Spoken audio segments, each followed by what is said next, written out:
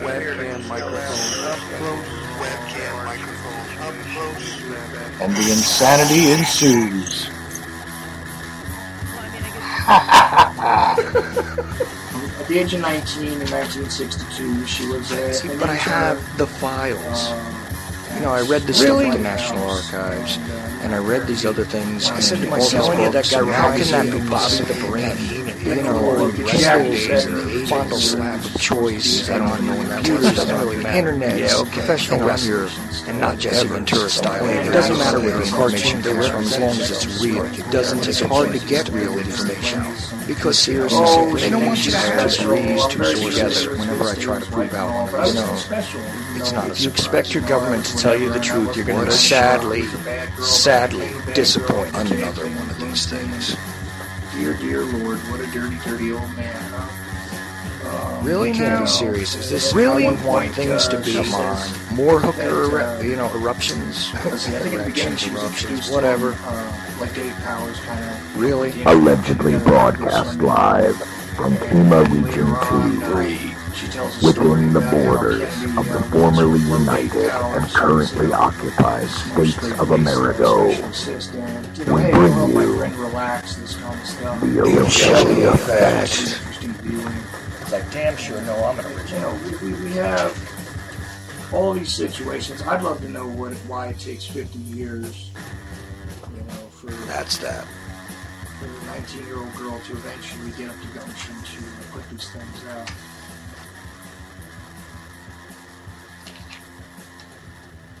And that is definitely that. You are listening to UCY.TV radio. This is the Ochelli Effect. I am Chuck Ochelli.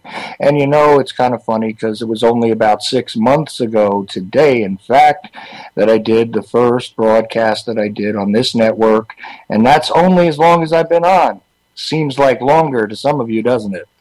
Yes. You know... Let's get to a couple of housekeeping things real quick before I start bringing people into the conversation as I usually do. First of all, you know, nobody's utilizing the SoundCloud, and there's my first trip over my tongue like I always do. Nobody's utilizing the SoundCloud to really download stuff, so when I'm done with the amount of time I paid for, I'll probably pull that, and then you guys are going to have to go and figure out a way to get a hold of the archives, especially the people that pick this up further downstream. But, of course, thank you to the listeners who are picking this up on the iTunes stream, on the Shoutcast, on the TuneIn app, on all that other stuff. I appreciate it very, very much. The MP3 from last week, I don't know what happened there. It apparently is only 29 minutes long. I got some emails about that. I'm sorry, people. I'm not the tech person, and I have no clue what happened. So I apologize. And it was an interesting discussion, so it's unfortunate. Actually, it was Tuesday's broadcast, as I'm looking at it right now. Yeah, Tuesday's broadcast apparently transferred as a 29-minute MP3, and I have no idea why. Okay, so moving forward, you know, when I am confronted by the type of nonsense that I see in the mainstream, when I am looking at, again, the mobilization of the usual cast of characters that has to do with, you know, racial incitement in this country, especially when some of them are, you know, former FBI informants and everything else, like our friend Mr. Sharpton, you know, and you're looking at that situation in St. Louis, which is yet again another deplorable act by a militarized police force. The only part about this that actually scares me is that the mainstream is actually beginning to follow our lead. Where did this come from? And what is the strategy behind it? It actually makes me feel very, very suspicious about their motives behind starting to cover this stuff. You know, like the instantaneous sympathy for the people in Palestine, which regardless of what your viewpoint is on Israel, which, oh, that's right, I'll have something else to say about that later on. Dylan Wade has joined me. How you doing tonight, Dylan? Good, Chuck. You? Man, I'm in a mood. I got to be honest with you. I'm a little bit concerned because I'm watching the mainstream start to cover the same stuff that we have been talking about for a long time. I think you only have to be worried when they start agreeing with us. Yeah, but they are. This is the thing. They're actually showing sympathetic pictures of people that are not part of the Israeli official government at this point. When they're injured, they're actually stating that this is a horrible act that's going on there in Gaza. Meanwhile, I mean, I know people that are from, other areas of Palestine, like Bethlehem and places like that. And believe me, there's a lot of suffering there to be covered. But they're finally actually agreeing with us that this is out of line. On top of that, they're talking about and using terms like militarized police when it comes to this situation near St. Louis. But that's unheard of. But this is what I'm telling you. I'm watching the entirety of the stream start to turn, and I'm not sure if we should start declaring victory on this or if we should get really, really afraid. I would start getting nervous because whenever the mainstream media starts to work with us, they will immediately snap back. It's like a rubber band. Oh yeah, there's a guaranteed when they give you the hug that you're going to definitely taste that steel in your spine at some point. And this is the thing that worries me again, because every time I see these guys start to reach out and to behave like us, it almost makes me question our own positions again. And you just got to follow your gut. I mean, just because you agree with mainstream media doesn't mean you support mainstream media. You can agree with some of their positions, but you just have to remember they are talking heads, and they are there to divide. Well, just like, the people that are sitting there with their reactions to Obama's statements, over the shooting, and and over the need for calm and all of that. Oh, there's a big reaction. It was really just the typical meat puppet politician response. There wasn't anything special about it. And what did you expect the guy who appears to be sort of black to have something different to say because this is supposed to be a racial issue? That's the only element here where I'm in total disagreement. I don't give a damn what color somebody is. Police brutality is on the rise. People are being abused because of the abuse of authority in this country, and it's absolutely disgusting. It has nothing to do, and I don't care if actually, you know what? The only color I do care about is red, because there is way too much blood landing on the streets in this country in this fashion, and that's all there is to it. And I'm very pissed off. And not just for this kid, but for all the crap that's gone on. I mean, we have covered stories on this network and other networks, talking about people having their eyeballs maced out of their heads, dogs being shot, children getting flashbang grenades in their cribs. The police state is out of control, brother. Well, Chuck, I'm gonna have to ask a question that they're not going to ask. Why is this the one being reported? Out of all the terrible stories, why is this the one being reported? Well, see, that's an easy one. I got that for you. I mean, if anybody else wants to join in on this, by the way, I'm not sure if I have the phones transferred. I think I do. Usually I do.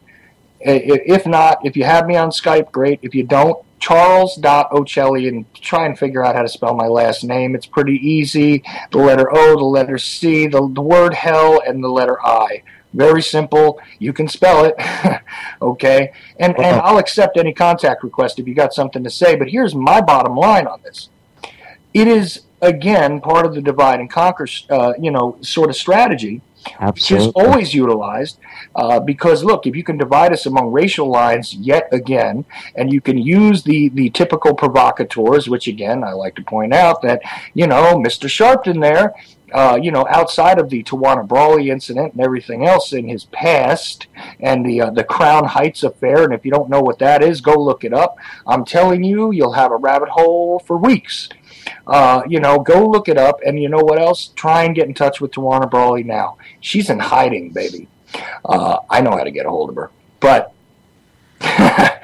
she would never come on a show like mine because she would fear all kinds of retribution for telling the truth about what happened there. But let's leave all that aside. Let's leave all the typical, within the regular stream of consciousness paradigm nonsense aside. Let's leave all of the politics of race and all of that garbage aside for just a second, and just remember that this guy was an FBI informant. He was. Oh, Sharpton. Yep. Yeah, Sharpton. Okay. Exactly. It took me a second to figure it out, sorry.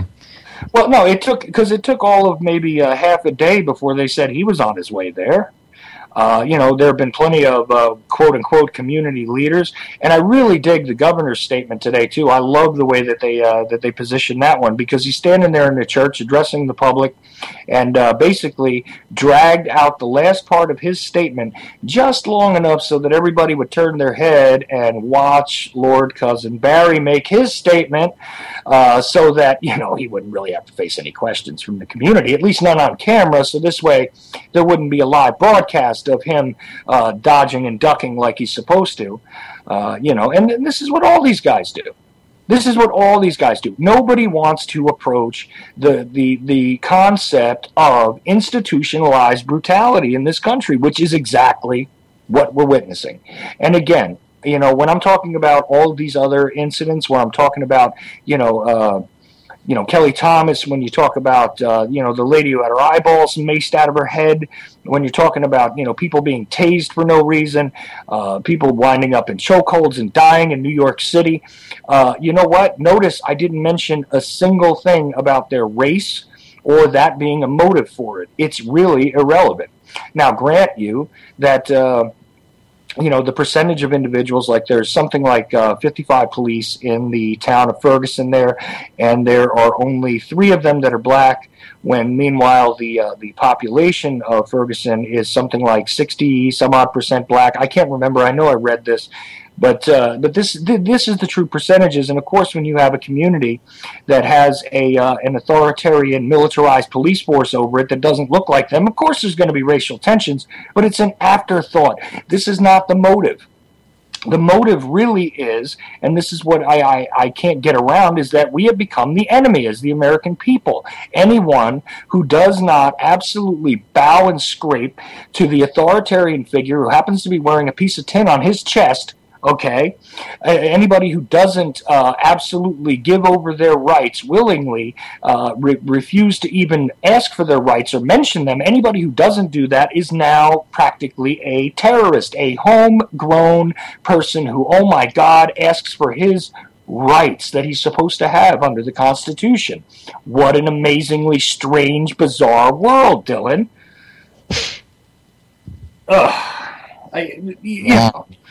I'm sorry, man. I know I'm ranting, but... Yeah, that was Chuck's rant for the day. Believe me, I'm not done. Oh, I know. I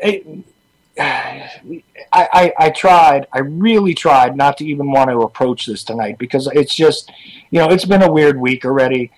Robin Williams dying, I thought that was a topic worthy of discussion, on Tuesday.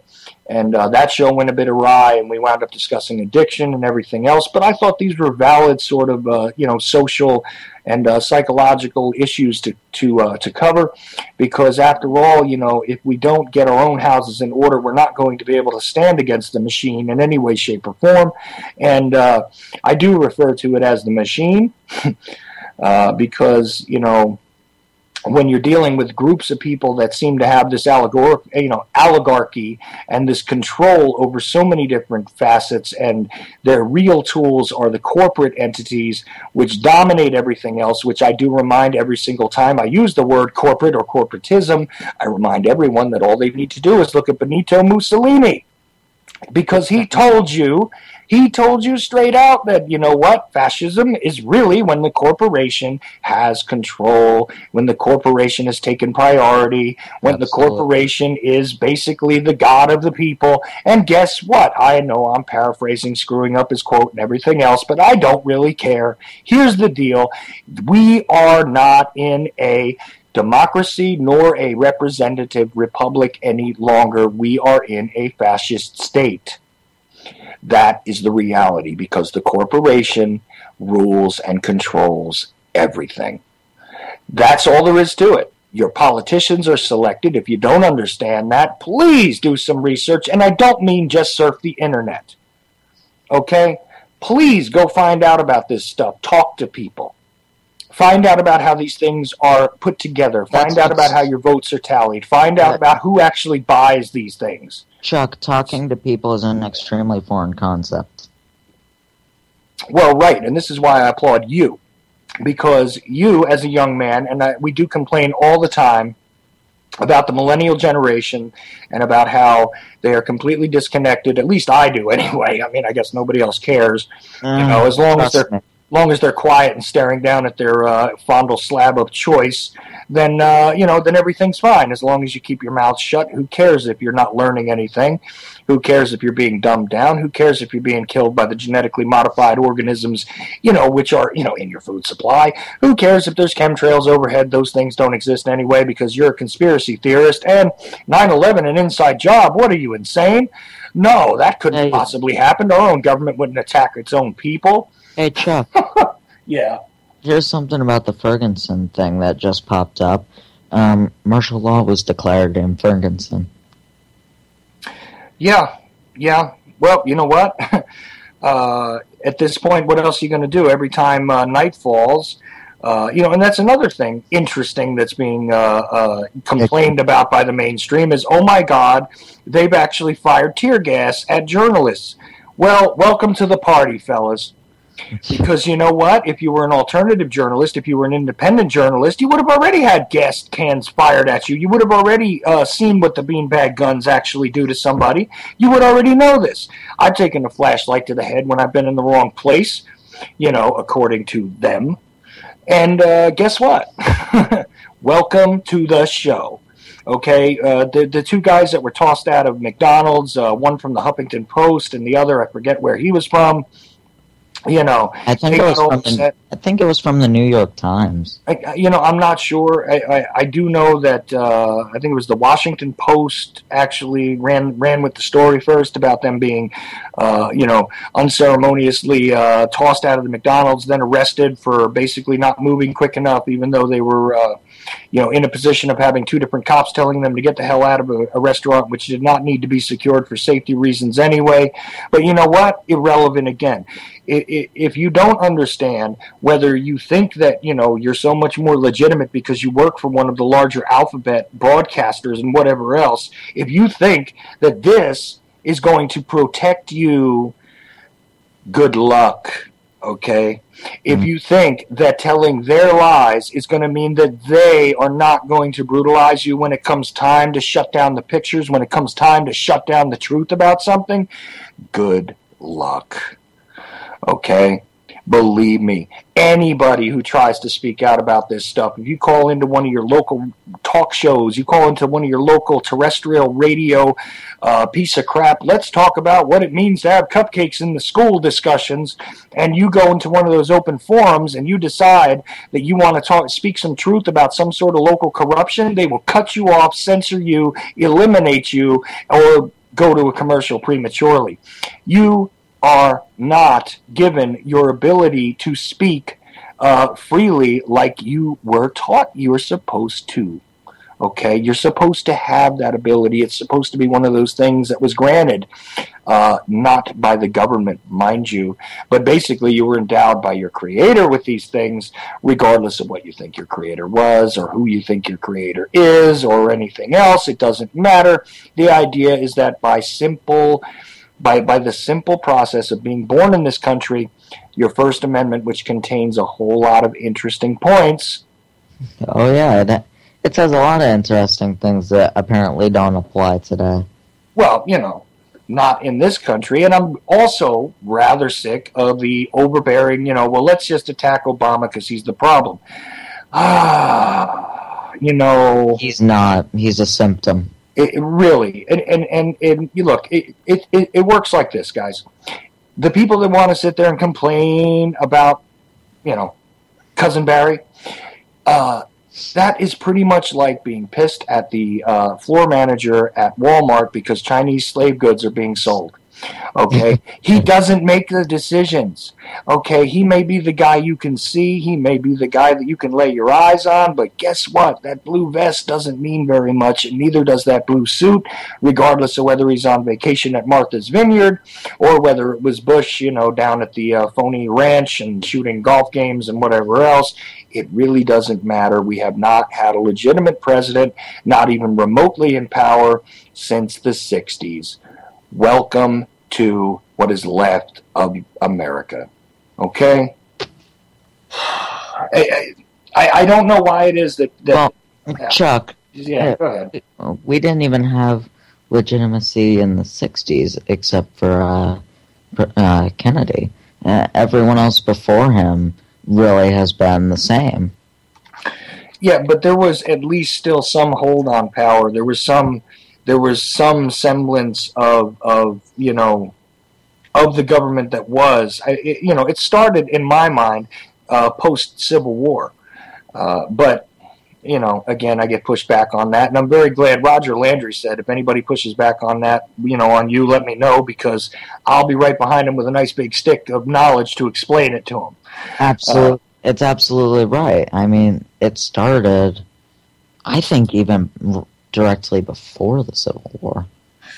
Well, there was a few failed attempts to institute, the centralized banking system, which, of course, is at the root of problems here.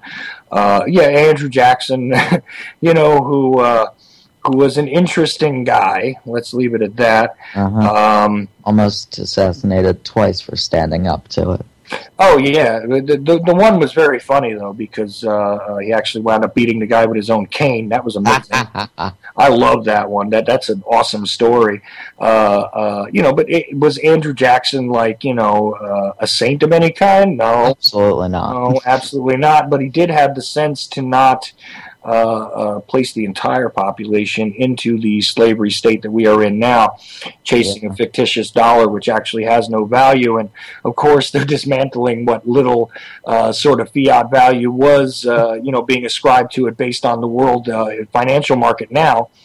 But I don't know what it is today, but today for some reason I'm just especially agitated because I'm just sick of having to look at people and examine them for a moment and wonder really who ties their shoes. Because, sorry, I'll mention it at the end of the show. No, go ahead. Go ahead, please. Give me something else to think about besides this deplorable mess and this nonsense, this distraction. Which, by the way, I don't know if anybody noticed, but the whole, ISIL, ISIS discussion, everything else. Suddenly, when we have, St. Louis to look at, did you happen to notice how coincidentally, all of a sudden, we might have had the intelligence wrong in Iraq? Oh my! Wow! How rare is that? They had the intelligence wrong in Iraq. Weapons of mass destruction, anyone? Saddam Hussein, anyone? Saddam Hussein will be just like Adolf Hitler. Yeah, that's why they found him with that, Santa Claus-looking terrorist beard and eating Twinkies in a hole in the ground. Good luck with that. Just like Vladimir Putin, Muammar Gaddafi, Bashar al-Assad, they're all going to be the new Hitler. Oh, of course. Until we get to them too. I shudder to think about the low sort of IQs that are being developed out there, that are being encouraged out there, that people are just able to buy this nonsense. ISIL, IS, ISIS, come on, man. First of all, this is yet another group that we funded. I don't know if I even covered this on my show, but let's just put it in a box real quick. They were the rebels in Syria that we've been funding and arming, just like Al-Qaeda. Yeah, thank you. Thank you very much. Which before was the Mujahideen, which of course, turned into that. And and before that, it was Osama bin Laden before he founded Al-Qaeda. And before that, it was Saddam Hussein in the war with Iran. And before that, it was the current Iranian regime. Oh, yeah, but, our adventures into the Middle East, I mean, we could go, as far back as, of course, Mossadegh. Not a problem there. We got rid of him with all kinds of CIA assets, installed the Shah, real popular guy, CIA asset also. And, hey. But when we were done playing around in Iran, then we turned around and funded their enemy and, caused a nice border skirmish with Hussein and his people because, after all, and of course, the moment that they started talking about, well, take a look at this area here. Why is it that ISIS is attacking this area? And I'm looking at it and I'm shaking my head and I'm going, yeah, you guys are announcing this because that's an oil-rich area. That's the end of it. Yeah. And it took one of the generals they brought on to to analyze, one of their military analysts. They brought him on. They said, well, strategically, it makes more sense because of this, and of course, well, there's also oil there. But anyway, and I'm like, guys, come on. So, Chuck, Saturday at 5 o'clock is my first show on the new network. I'm trying to get a bunch of people to join me for that. Are you interested? I'm certainly interested. I would do that with you. Yeah, we can do that. I can't guarantee I'll be in the same kind of mood I'm in tonight, but... that's probably a good thing. I don't know. I'll tell you something. It's pretty funny because, again, Dylan, you can find him. He's also on YouTube with The Truth Speaks. And I believe the new show will be named the same thing on Shake and Wake Radio, which is launching tomorrow, I think. But I guess your show will be on Saturday? Yes, we're launching with a roundtable at 7 p.m. Eastern Time. It'll probably be going just about all night. Well, awesome. Is Sylvan going to be on there, too? I don't think Sylvan will be on there. I talked to him yesterday. He befriended a filmmaker who's making an anti-chemtrail movie called Poison Skies. So that'll be an interesting thing to see. It'll be interesting to see how that pans out. Yeah, that's true. I mean, I don't know how they could do a better job than the what in the world are they spraying, why in the world are they spraying, and all that, which, of course, is the G. Edward Griffin thing. And Jack Blood appears in that movie, too. Which, by the way, thanks, Jack, for playing the Motorhead song the other day. I was really thrilled to hear that. I was actually kind of in a bad mood yesterday, too, and happened to listen to your show and caught that. Thanks so much, because that's one of my favorite songs of all time. I don't believe a word you say, which is just, seems like a mantra when you're listening to me talk, but I didn't write it. Lemmy did. Anyway, I know you don't know what I'm talking about, Dylan. It's all right. I was just pointing something out. No problem. I'm usually confused. It's nothing new. No, look, it's easy to get confused when talking to me, as you learned. Yeah. I ask you one question, and we go down 12 different rabbit holes in 2 hours. Yeah, well, Thank God I don't take Prozac, right? Yeah. So, a couple other things that I wanted to get to just in general. I brought Dylan in. I totally forgot what I was talking about because I was going to mention a few other things to you guys. Sorry about that. No, not a problem. It's me. It's me being the the shotgun scatterbrain, or as somebody described it, the whorehouse of useless and useful knowledge that I am. It causes me to be. I like that. That's clever. Yeah, well, again, I I love that phrase, but it's just one of those things I do. I can't help it. I don't know how to stay on one track. Believe me, I know the things I want, I've got a one-track mind about, but the things I'm trying to explain, it's very, very hard to get my mouth to catch up to where my brain is, and I just can't do much with it. And I'm not even saying that I'm super intelligent or anything like that. It's just that my mouth is just not quite up to par. Take notice my not so spectacular radio voice, etc., etc. You can figure it out.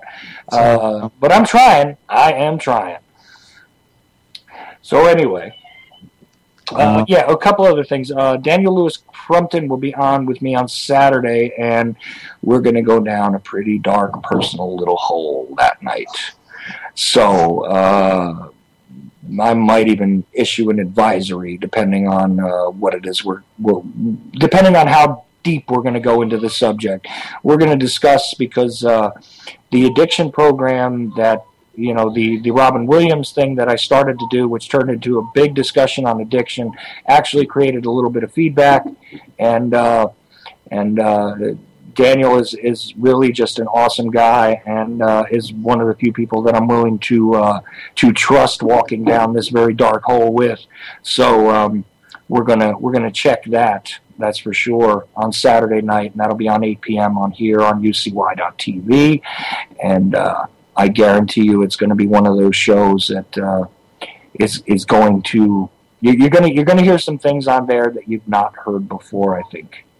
So, be prepared. Anyway, let's see what else. Yeah, a couple of weird things came in message-wise and everything else, and I say this again. I am willing to take anybody as a Skype contact. It's not a problem. I will add you into the show, but I can't guarantee you that I'll keep you as a Skype contact because, after all, somebody who is abusive to myself or to people on my show or to people on my phone calls, I tend to discard. So that is that. Also, in the interest of continuing on with the sort of spiritual series that I was working on, and it's going to get into some very odd areas as well, I actually decided to reach out to... now, do you know who the Reverend John Hagee is? Not a clue, sorry. Look him up, because I reached out to him and I got kind of an ambivalent answer from somebody in his office, but I am assured that I'll hear directly from him shortly. That will be an odd discussion. It probably will last 10 minutes. But, but then again, if anybody actually does any research over there, I'm sure he'll just decline.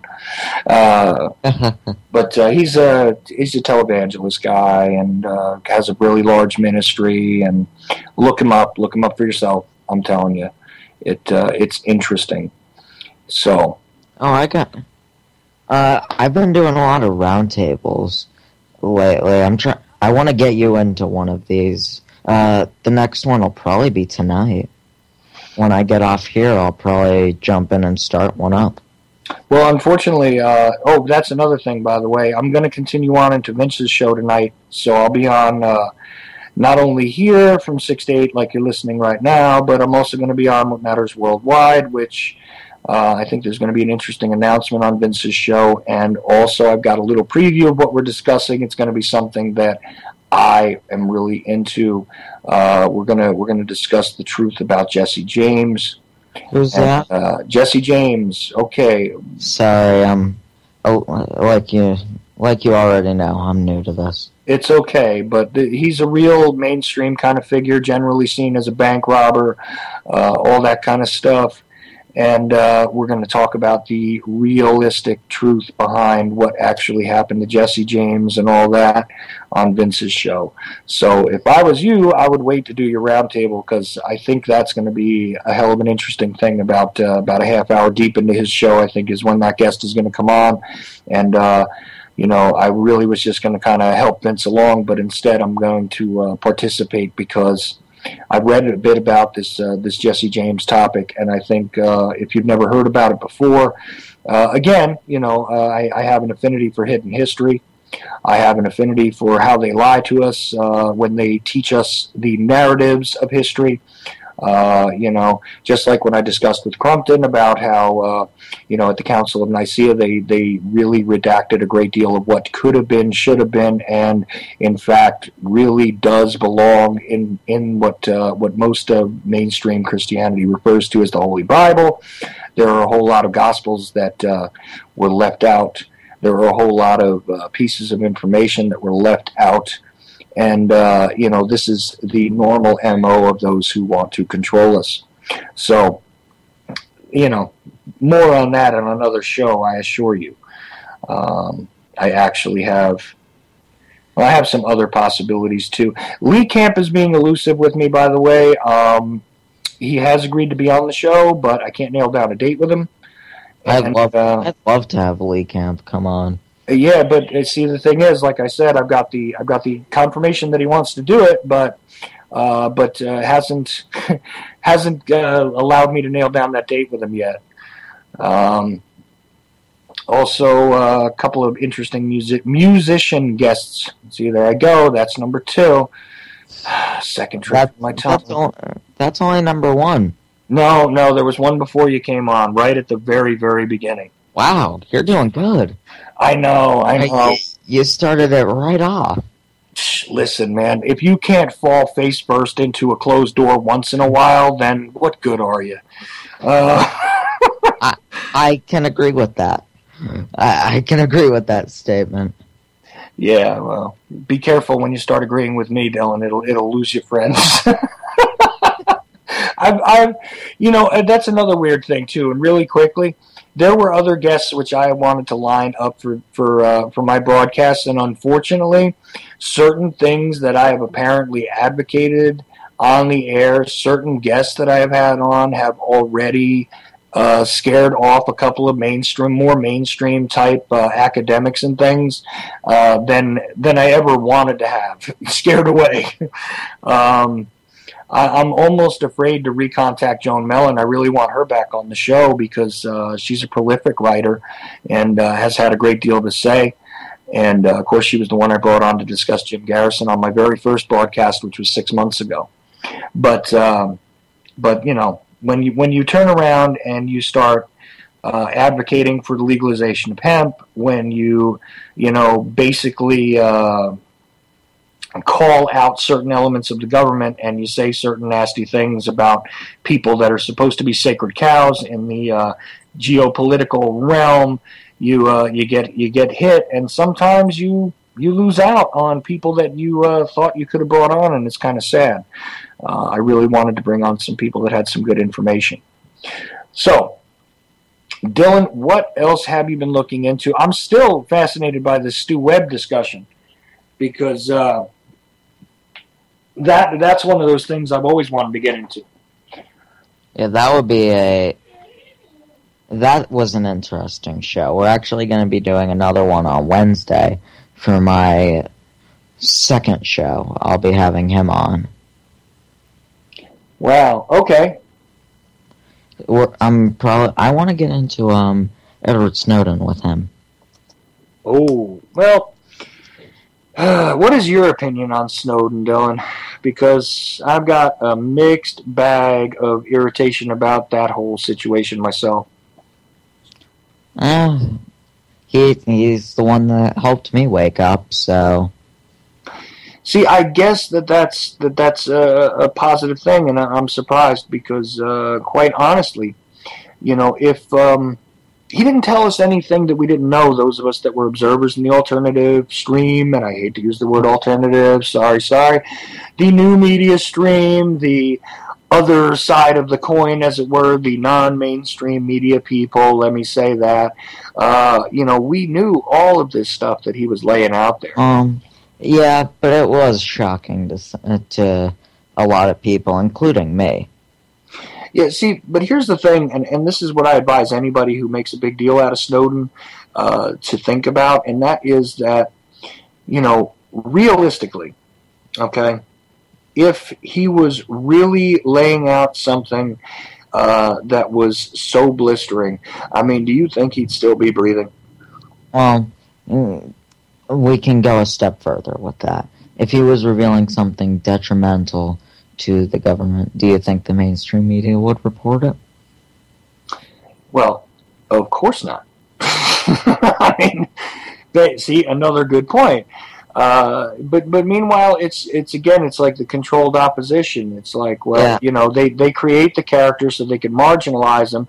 They can call him a traitor. They can bat him around like, two different paws of the same cat sitting there whacking around a ball of yarn trying to tell you that he's just a toy or he's just this or whatever else. And they can categorize all of that information as traitorous, and they can sort of put any of us who have been putting out these type of ideas for so long into that traitorous, un-American kind of, So hail.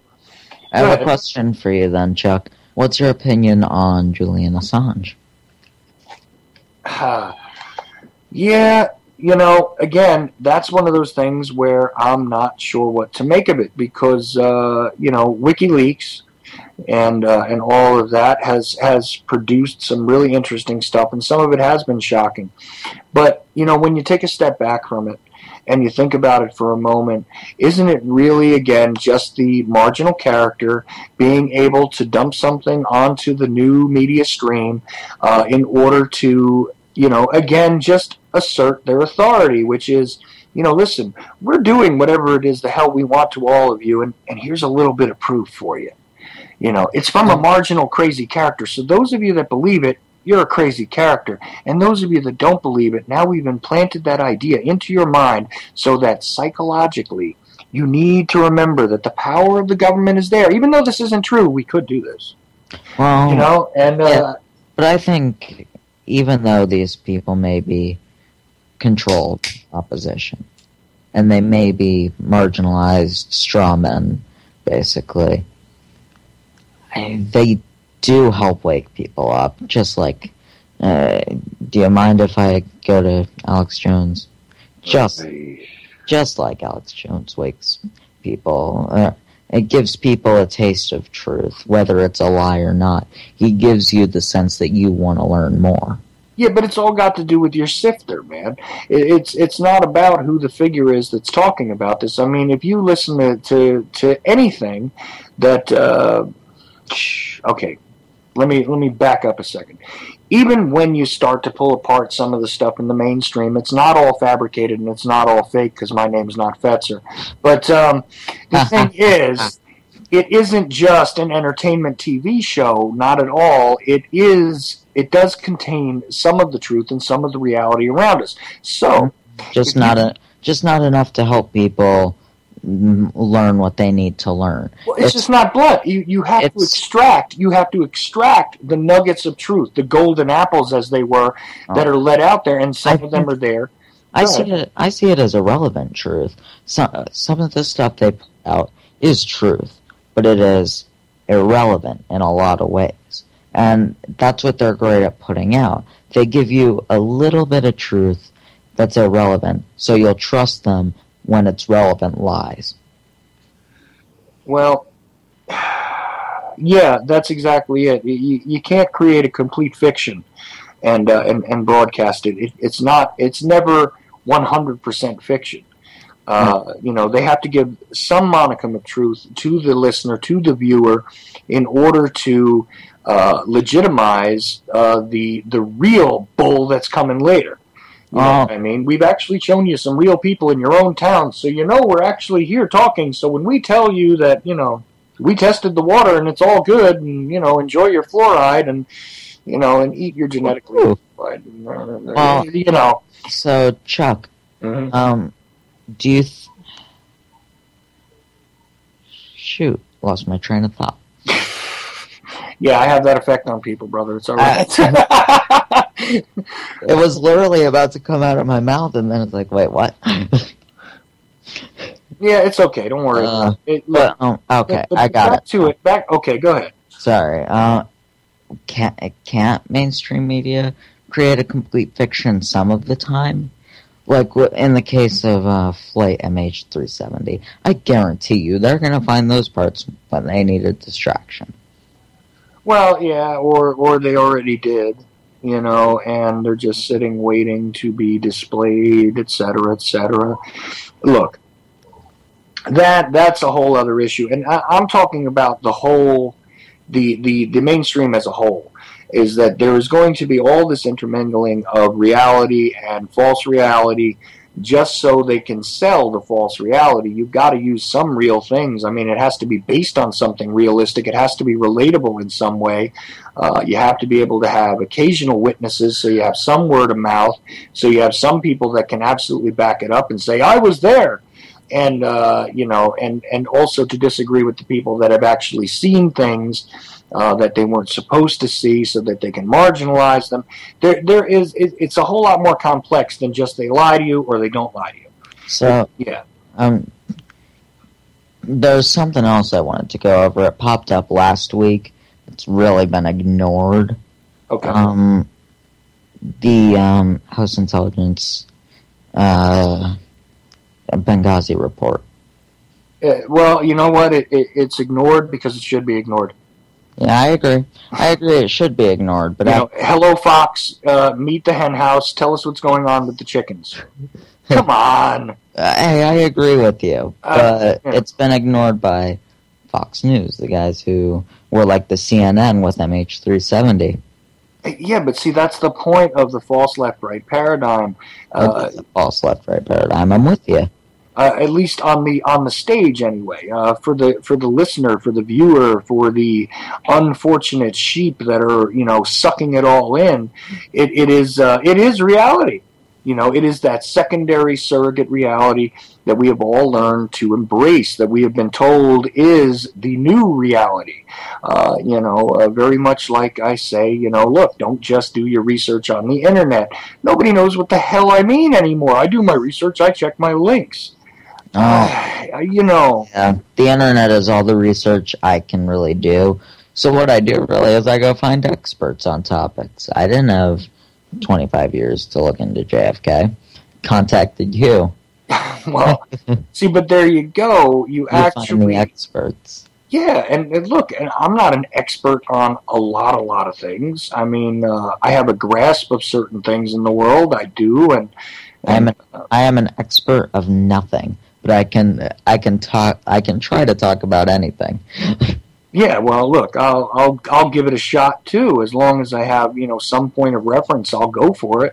But no, I prefer to try and find expert people as well. I like being the dumbest guy in the room. It's just that I usually am the dumbest guy in the room. Don't do that. You're not. You're fighting the good fight. You're actually looking and thinking for yourself, which makes you light years ahead of, most of the people that are 10, 15 years older than you, 20 years older than you. You have a much better start. And to be honest with you, I wish that psychologically at the age of 15, I was on the same level as you, because it would have saved me a whole lot of heartache and wasted energy having invested myself into a bunch of nonsense. Oh, I mean, I'm talking about within rooms with people in the movement. I'm new to the game, so I'm not really well. Yeah, but see, what's the word I'm looking for? I know what you're saying is you're not the best aficionado yet of the alternative to the BS. That's all. But you're working on it. And again, that's a hell of a better start than myself or most of the people that I know that are my age. It's going to put you in a better place, brother. So, I applaud you. That's it. And this is why I like to have you on, because look, even if you and I don't necessarily agree on every single thing, I say this all the time, we don't have to. It's just good that we agree that there's something wrong in the world and something needs to be done about it. And at the very least, let's explore it. Let's look into what the problems are. Mm-hmm. And maybe we're probably both wrong about some things, and we might be able to help each other come to that conclusion. Yeah, exactly. Which is something people don't like to do. They don't like to cooperate with people they disagree with. They become entrenched in their positions. They absolutely don't have the ability to listen with an open mind. To hear the arguments, to hear the proofs and the repudiations of various factual and non-factual information as it stands. Mm-hmm. And the other thing is that the spirit of challenge, the spirit of trying to challenge for oneself and to think for oneself and to glean from the overall stream of information, the sort of cream of the reality, instead of simply accepting, okay, I found a trusted source. I don't believe in trusted sources. Don't trust a source, unless it's yourself. If you've seen it for yourself, if you've heard it for yourself, if you found it for yourself, you know what? Even still question it. Make sure that you found the right stuff. Make sure that you searched it through. But the thing is, trusting someone else, any radio personality, any TV personality, any network, is foolish. Because they can become co-opted extremely quickly and could become misleading and deceptive. Right, whether intended or unintended. Chuck, have you ever watched Storm Cloud's Gathering? It sounds familiar. They do short 12 to 15 minute videos breaking down big events. Oh, yes. Okay, that's why I knew it sounded familiar. That's a YouTube thing. Yeah. Yep. You can trust... I go to those guys for information a lot of the time. They're pretty, from what I've seen and from my own research, they've been pretty trustworthy. Yeah, but regardless of that, always verify. Oh, I know. I always do, because he did make a few errors. And he's made a bunch of errors, but the spirit of the message is right there. Well, and that is the important thing after all, is that the spirit of the message is what it's about. And, we would like to be the human beings that we're supposed to be. We'd like to be, the free individuals, the free creatures that we were meant to be, regardless of what your view of how it is that we came to be these free creatures, et cetera, et cetera. The point is that, freedom in and of itself, that's why I kind of prefer the term freedom as opposed to patriot or any of these other sort of, truth movements. I don't like the word truth anyway, because it's subjective. It's subjective and divisive. One man's truth could be another man's illusion. Unfortunately, yes. And the thing is that the illusion and the truth both are just quite as valid depending on who you are. Yep, and they are just as interchangeable. Yeah, unfortunately. And a lot of people don't quite grasp that concept. But you see, I told you, again, you're ahead of the curve, okay? It's okay. So, yeah. Chuck, I just found this article. There's a cucumber that was found glowing blue in Fukushima, in the city of Fukushima. Okay. Glowing blue. I don't think that's a good thing. No, I generally, if I go to the store and I were to find a glowing blue cucumber, I don't think I would buy it. Well, you never know. You never know. My friend bought cheese that's blue under it and blue on the sides. So, what's a blue cucumber? I keep my show clean. Otherwise, I would say something right now. I know you would. But I think I'm thinking it too. Yeah. Wow, Fukushima. See, there's another thing too. Is that again, we're still looking at something blowing up over 3 years later. And, you talk about you being new to the stream, by the way. Don't forget, and I said this at the beginning of the show, I've only been doing this show for 6 months. Okay? Yeah, but you've been at the whole thing longer than I have. You've been at the, looking for the truth longer than I've been alive. Well, this is true, but it changed a lot. It changed a lot. And you're gonna discover that it evolves, because it's not black and white. No, it's really not. And the radio, I've learned a lot from my guests. I bring on people that are smarter than me because I need to learn. Well, that sounds vaguely familiar, Dylan. Oh, boy, what? That sounds vaguely familiar. It sounds very much like something I said to you about, I don't know, I think in March. Or April, I think. Wow. I don't even remember that, but you're probably right. Yeah, because I told you, because you said, well, you got these guests on, and this is why do you have, and I said, well, I try and make sure that I bring on people that are smarter than me, because that's the way I'm going to get the best information. I try and learn from every one of my guests, and and it's just a matter of trying to select people that are going to come on and actually reveal something, that I maybe have not even considered, and even if they're wrong, they may get me thinking. So that's what I told you. back when I first started, back before we made my first show. Right. So I'm sorry. I just laughed because I just heard my words. I'm pretty sure that my almost exact words just came out of your mouth. So it was kind of funny. That's kind of funny because I don't even recall that. That's beautiful. That's even better. It fell into my subconscious. See, and I was just about to say to you, try not to learn too much from me because I am a disaster when it comes to doing a lot of this stuff, and all I am really is a good conversationalist and kind of a remotely interesting interviewer. But outside of that, my skills are as yet undeveloped. I don't really have the great broadcast skills that a lot of other people do. Or give one up to me because I'm not a very interesting interviewer. Well, but I disagree. But and there were a bunch of shows that went well, but I'm still learning the technology too. The technology kills me some of the time.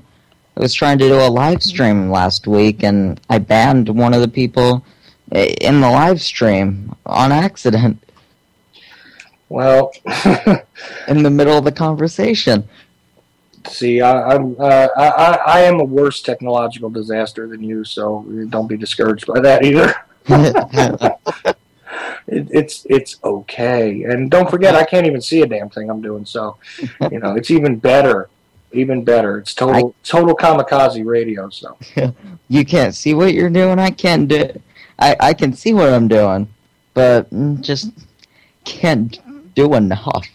So we're the broken and beaten radio hosts. Yeah, pretty much. It's all right though, because our weaknesses make us strong. I'll tell you what, if nobody else winds up joining in on the conversation, maybe I'll just call this one Handicapped Radio on the SoundCloud. You're in a wheelchair. I've got almost no eyesight left. It's a thing of beauty. So, yeah, I can be your eyes, and you can be my legs. There we go. And I'll try and carry you on my back, brother. Any which way we can go. Just help me to not walk us into a wall, and we'll be all right. I never thought the show would take us this route. Well, you never know. See, that's the fun part about my show, and here's an interesting thing. I know. I told the same thing to Larry when I was on call with him a minute before I went on.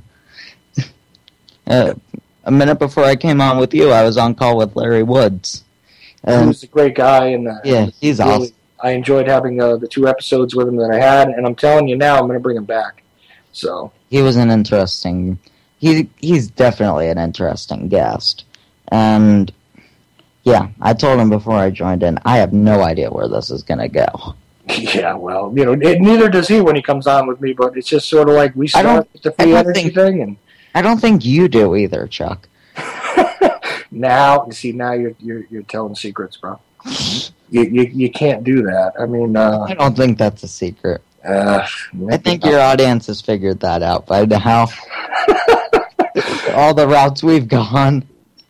Well, I'm just a walking calamity. Anyway, I don't want to continue talking about my technique or lack thereof. Let's remove that one because I'm with you. Yeah. So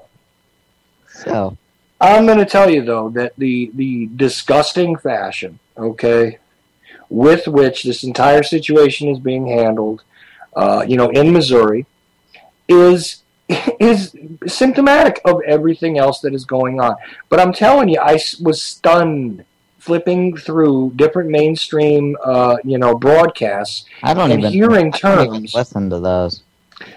See, now don't make that mistake because it'll put you out of touch with look, you need to know thine enemy, brother. Okay? You really do. And the thing is, flipping through it and hearing over and over again terminology, like I said, that was never utilized before, this whole concept of the militarized police. They were talking about the MRAPs. They were talking about, why is it that they're all of a sudden, thank you very much, why is it local police forces are getting all of this excess military equipment? Well, it's been going on since the 90s. Thanks for joining the party again, fellas. Oh, my. Thanks. Really appreciate that. Now it scares you. So what you're telling me is it doesn't scare them. No, but for the past, it is actually starting to scare them because they did actually fire some tear gas at them and a couple of those bean bags. Oh. And those things hurt, by the way. I think it's a sign of people are tired of all of this. I really think people just don't want to deal with it anymore. And I think some people are just looking for an excuse. Well, I just see it as the emotional judo of the COINTELPRO that has continued from the 70s to today. But the thing is that when they bring up, well, this started happening in the 90s, it just, I could feel a vein start to bulge in my head hearing that. Because I said to myself, gee, we've been talking about this now since at least the turn of the recent century. You guys are just figuring out this is a bad thing. You guys are just figuring out that local police dressed in camouflage without their names on the front of their uniforms, in flak jackets, dressed almost exactly like the very same mercenaries that are sent to do security in Iraq, sent just like the other paid mercs that are sent all over the world to do a variety of other things. It's the fact that they're dressed in these dark uniforms, the fact that they have helmets, the fact that they are in riot gear when there is no riot, the fact that there are MRAPs, the fact that they are utilizing DOD surplus machinery and weaponry, which is pretty interesting because they're still manufacturing the stuff and still issuing it to the DOD. So I don't know exactly what they mean by surplus, because there's no surplus remaining when you're continuously manufacturing the same stuff. Chuck, can I ask you a question? Go ahead, Dylan. About all this, do you think they're going to use this as an excuse to start rounding people up, at least in Missouri? I don't even want to make that prediction. I think that eventually what's going to happen here is, well, let me qualify this, because here's the deal. If the dollar collapses, you won't have to arrange your stage or set off an event. There will be mass chaos, a mass pandemonium, and the first person I'm finding is probably you and James. James might be your better choice. Well, James is farther away than you. Oh, that's true. I'm actually headed down to North Carolina in a couple weeks. Well, I'll tell you what. If you're near me, let me know, and we'll figure something out. Because that would be really cool. In fact, maybe we could do a broadcast together, actually in the same room. That would be something interesting. That would be awesome. Yeah, I would do that. But do bring your computer, because I will bring my computer. It's already happening. I'm bringing my laptop. I'll be able to do broadcasts from the hotel. Awesome, because mine is a disaster. And if the internet is good, if the internet is crap, it's going to be a long weekend. I hear you, but if you're near me, you can always utilize my internet, bro. My house is yours. It's fine. Just you got to put up with the dogs. That's the only reason. Well, and Frankie, of course. But. We have 3 dogs, so I don't think yours will be much of a problem. Well, you haven't met Alice yet. If they get scared of my wheelchair, can't really help with that one. No, it's fine, man. I hope you do scare them with the wheelchair. It'll keep them away from you. Because the Jack Russell / Lab Alice is just a terror. So, so I have a Lab something mix, and it's a terror. Yeah. But no, but we'll do that. I mean, for sure, because I think we could do some really cool stuff. But I mean, I'm practically talking on a computer that's nearly as old as you are. So, Well, Chuck, but yeah, you're the first person I'm finding if things go bad, and then we can go find James. Yeah. Well, you know what? I'll if the collapse comes, I can see that there's going to be a coalition. But look, let's leave that aside for a second. Because, like I said, if the dollar collapses, there will be no need to incite a civil unrest.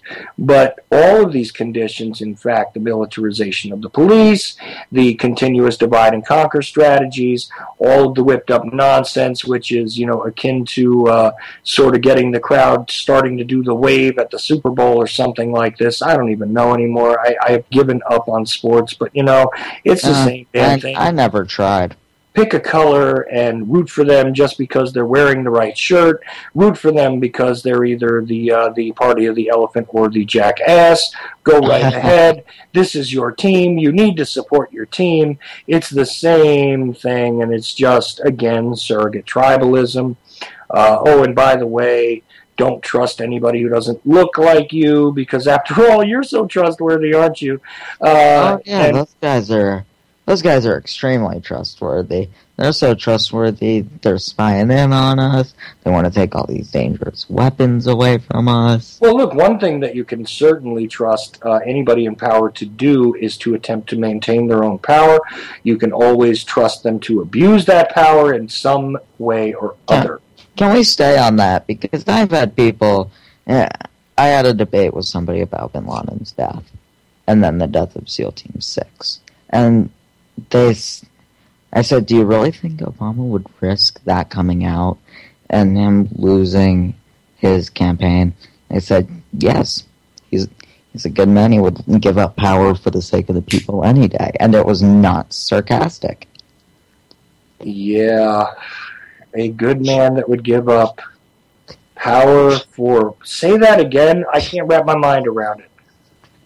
They said he would give up power for the people immediately if it was good for them or if he did something wrong. Oh, well, Cousin Barry. So, how can you prove that? There is a reason. Let me tell you something else about organized criminals, okay? And I mean nothing disparaging to the legitimate mafia, the Sicilian Black Hand. I don't mean anything disparaging to you guys, because you know what, gentlemen? When we dealt with you, we knew what we were getting, and you actually might have gotten protection when you paid your protection money. There was an honor in being a Sicilian gangster. But when we talk about the bankster gangsters and the outgrowth of the military-industrial complex and all of their little stooges and meat puppets like Obama and all of the rest of your so-called elected but actually selected representatives out there, well, you know, not a big shocker, is it? How much proof do people need before they realize that what they know is reality is all being thrown upside down? You know, a fairly intelligent statement was made once, and I can't remember who the author of this quote is. But, if I'm not mistaken, you're going to go with the quote, it's easier to fool a man than convince him he's been fooled. No, I wasn't going there. Nope. Close. You see, for a believer, you don't require any evidence. For a non-believer, you can never acquire enough evidence. Okay? They're open-minded. That's the odd part about it. They're very open-minded to what we're saying. They listen to my shows, and they listen to your shows too. But I think I sent them your link, but I don't get it. Sometimes they're open-minded. Sometimes they put on the blinders. Well, look, selective understanding is no different than rejection of understanding. I mean, it's that simple. Someone can appear open-minded and they're not. You know, I have legitimately changed positions, and actually I got a couple of emails about that. It was sort of funny because there were people who had known me in the past, let's just say, and had heard me make certain political statements in the past, and were wondering how it is that I transitioned from where I was at to where I am now, and I tried to explain in an email back, and I got back some nonsense. I don't even want to go into the whole exchange, but you know, the weird thing was they didn't understand the idea of changing your position based on newly available information. What a concept, information. Yeah, see, the more information I gained, the more our opinions change. Well, yeah, I mean, and I've said this before. When studying the JFK assassination, it was pretty easily understood that that there was no way that the government was telling the truth. Okay, but in my mind, at that point in time, I thought that since it was such an important issue, that this may have been one of the few times they decided to lie to us. Yes, I know naive, I know very, very foolish, still trusting in the idea that we had elected our officials to represent us.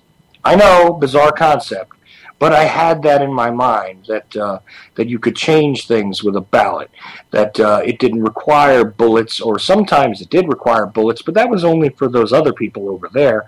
Not in this country. I thought we could change things with ballots.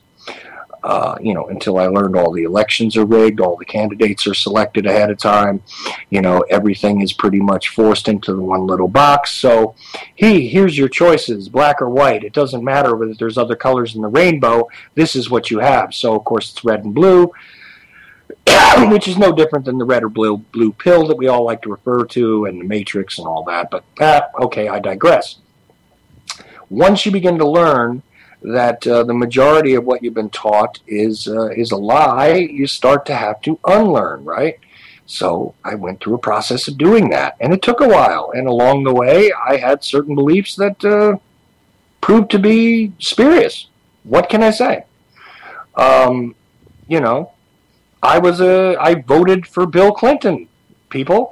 Oh. I voted for Bill Clinton. I admit this. I know it's sort of like standing up in a room and going, yes, I'm Chuck and I'm an alcoholic, but I voted for Bill Clinton. I did. Thought he was pretty cool, actually. But then, of course, we learn what kind of guy he really is. We learn exactly how much control he is. What is a Rhodes Scholar? Please go look that up, people.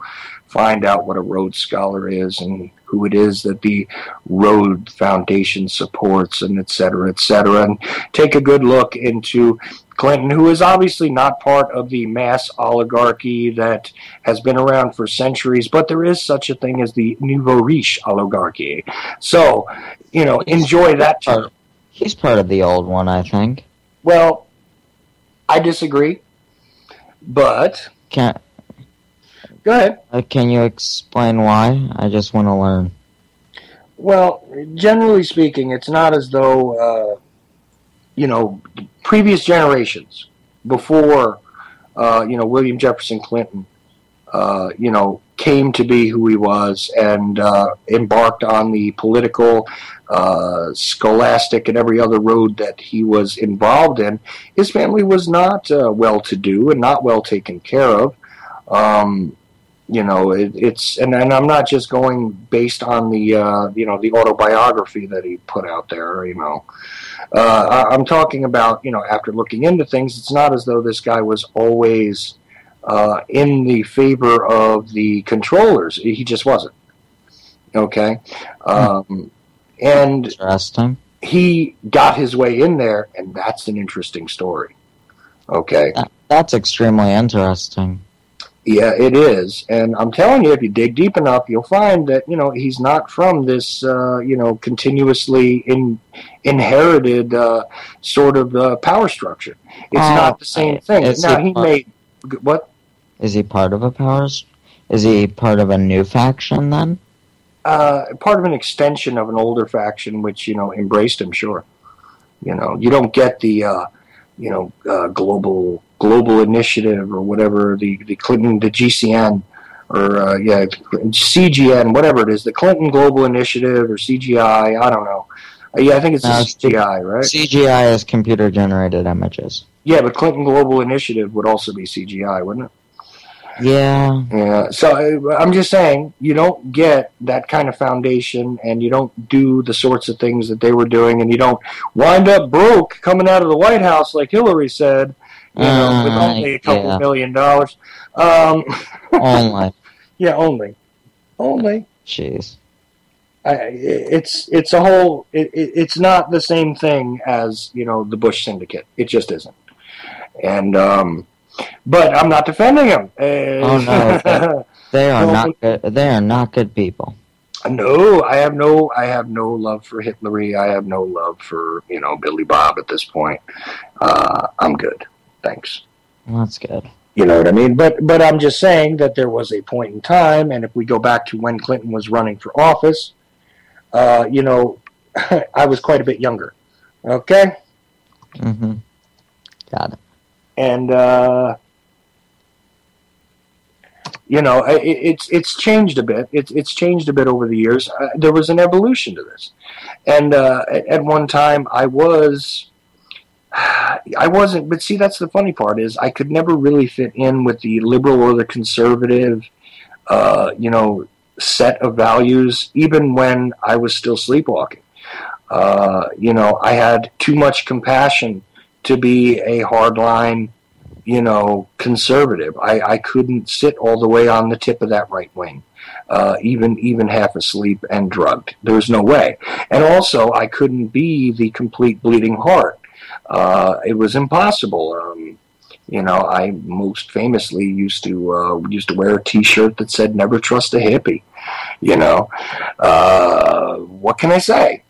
But I found more truth in the dysfunctional nature of law enforcement, of the mechanisms by way, of the mechanisms by which the government decides to deliver its BS to you. And I discovered exactly how that kind of stuff works. And then as soon as you learn that the mechanisms are all corrupt, as soon as you learn that the people are all corrupt, then you start to wonder, where are the legitimate people that actually care about the people they're supposed to be representing? Where are the organizations? Where are the mechanisms? Where is it? And once you find that all of these things are not there to serve you as an individual, unless you are the corporate entity, which is now a person, thank you, but unless you are the greater corporate entity, you don't really matter. And of course you shouldn't, because after all, why do slaves matter? They just don't. And if you don't understand that, that you're a slave to the dollar bill, if you don't understand that you're a slave to the international banking cartel, which is funded here in this country by the Federal Reserve and a few other arms, if you don't understand that, then I don't understand actually why you're listening to my show. But good luck to you. Okay? So, all that being said, let's see now. If somebody else wants to join in, again, I don't know if the phone lines are open. You could give them a try at 718-717-8296. If not, if you just happen to be listening on the stream live right now and you want to join in and you're on my Skype list, just go ahead and ring me up and I will add you in, because this is sort of a general discussion night. Because, of course, once more, we have a guest that could not show. So that's why there was no post at a time, because I had one prepared and didn't even drop it because my guest didn't arrive. You're having really bad luck with guests lately, it seems. I beg to differ, because I've actually had some good luck with some guests lately. You have. Well, you have. A few repeat guests who brought me some very interesting content. John Barber, Maria Heller, Leslie Carol Botha, Terry Joyce. Of course, Roger Landry is on just about every Tuesday, as long as we can get his computer problems straightened out. Are his computer problems straightened out? Well, yes and no. Yes and no. I would ask him about that a little bit, because I had a circus of a time trying to get him on Tuesday, and I felt bad because that cut his entire thing short that night. But we still had a very interesting discussion, I think. Sorry I couldn't make it Tuesday. I did want to be there, though. No, not a problem. Listen, Dylan, I do the Liberty Beacon thing every Tuesday, so since you are partnered with the Liberty Beacon now, you'll be on there anyway. So I did want to make it, for sure, but that's all right. Next time. It didn't pan out. Do you have anything lined up for Saturday? Well, Saturday, like I said, Daniel Lewis Crumpton this Saturday. Okay. Next Saturday, I'm going to have one of those guests that I think is going to drive people right the hell off of the stream they're listening to me on. But is it a JFK show? No, it's not a JFK show. See, now what is it with this, by the way?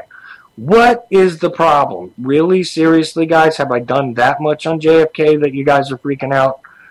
I mean, I try not to. I really do. I've done a couple of shows that started with that and went off into other directions as well. But, yeah, You know, I apologize when you take a quarter century trying to. Wow, I've just gotten hit with a whole bunch of Skype messages, but you know. Wow, but it is interesting that your ratings go up. Yeah, it's kind of funny. Well, are we gonna do that thing we were planning to do, but never got to? All right, don't I'm let not the listeners in on it, but yes. I'm not letting them in on it. Yes, we will do that, and that'll be another torture test. I'll see if there's, two of you listening when I'm done, because we'll try that, but not this week. Not this week. Don't worry. The normal Liberty Beacon thing. Saturday's going back to being its regular interview slot, and we shall do something with that, I assure you. Now, yeah, but no, I'm not letting I'm not letting your listeners in on it. That would ruin the game. It would definitely ruin the game, and Hey Johnny, how about a beer, huh? Couple of Bruce Dostoevskis? What? Did it say Teddy Bruschi? Is the voice in my head back? No, that's just my friend. I happen to have him here. So, oh, God. Yeah. It's all right. I was just doing that to throw you off for a second. Hey, here's something interesting. Congressman John Lewis said, declare martial law in Ferguson to protect protesters' civil rights. Protect protesters' civil rights. Barry Prince. Barry. Hey. Good day, gentlemen. How are you, sir? Well, I just got home from work and punched up the computer there and saw that you were doing a show, so I thought I'd drop in for a few minutes and listen to what you're talking about.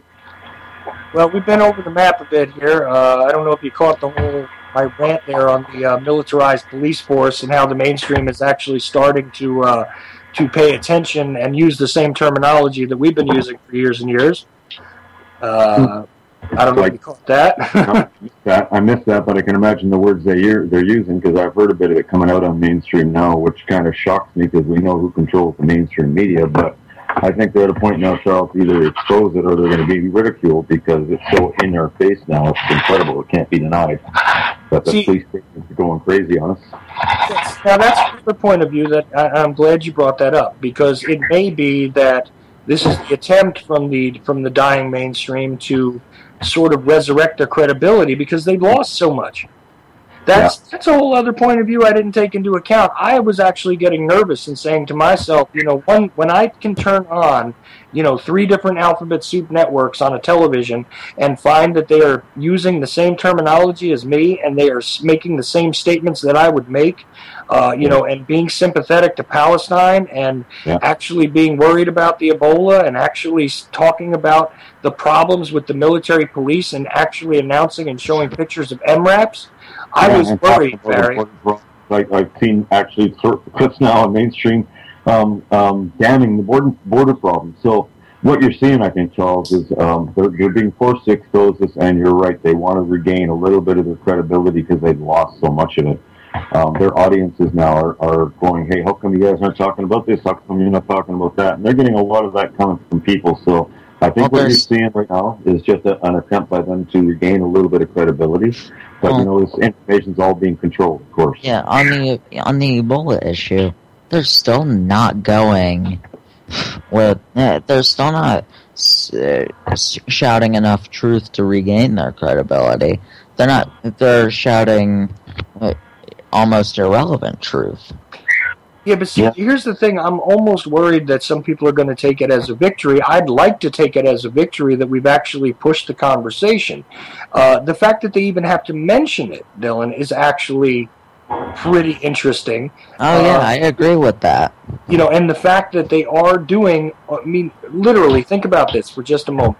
That story that you saw, Barry, where you saw the picture of the MRAP on the mainstream somewhere, right? Yep. Now tell me something. 6 months ago, if I told you that was going to be on the mainstream, what would you say to me? Well, they wouldn't allow it, but now they're being forced to expose it. That's what I see happening. because Americans are waking up in droves now to corruption and everything else that's going on inside the governments. I mean, mainstream now is exposing the problems at the border. And if that doesn't shock us to heck, then I don't know what will.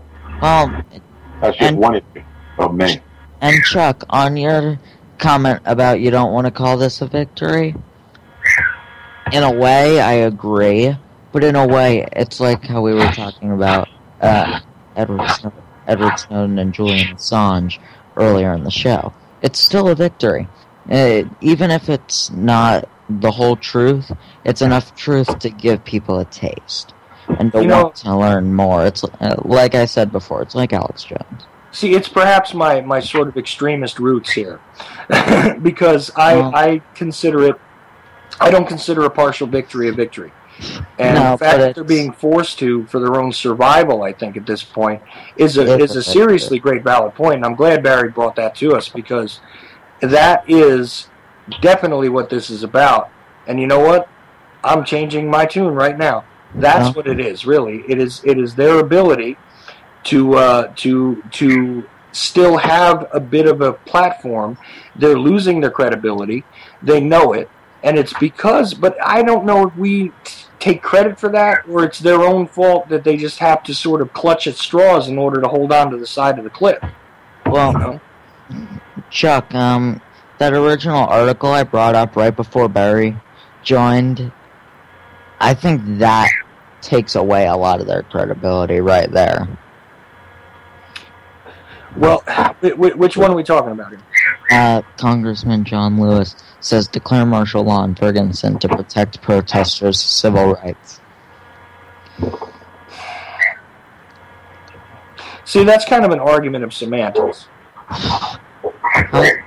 Because look at it this way, from a practical point of view, if there's nobody on the streets, there's nobody for the police to shoot or tear gas. So, true. I guess. There's a logic there, but somebody on the article commented, I think this wins the most Orwellian comment of the year award. Well, just about. I kind of agree with that. Just about, but you should be very used to this double speak, though. I mean, you know, the Patriot Act. How much further do I have to go back? Where do you want me to go? It's everywhere, man. This is, you know, National Defense Authorization Act. Right, very good. And they turn around and they've shuffled together Brave New World and, of course, 1984. And you know, it's not a it's not a story. It's not a possibility. It's a manual. And am I the only one who actually thinks 1984 is a fantastic book? It's a great story. It's a great story. The unfortunate part is we're living it, really. I mean, the snitch society that we have going on all over the place, and I mean, it's international. It's not just here in America, but of course, it's easily seen here. You know, the concept of them granting freedoms as opposed to freedom simply being is a problem. You know, the literal use of, you know, drugging and distraction and monitoring of the society. These things are, you know, it gives you a different perspective because it's kind of growing up post when this stuff didn't exist. And it's so screwed up. I grew up when all this was a reality. I'm still growing up when it's a reality. So I don't have the same feeling towards it that you have, but I can certainly see that George Orwell was right on the nose. Yeah, but there's a good reason for that. Dig into Orwell. Dig into Orwell. He was actually a British agent. Huh? He was part of it?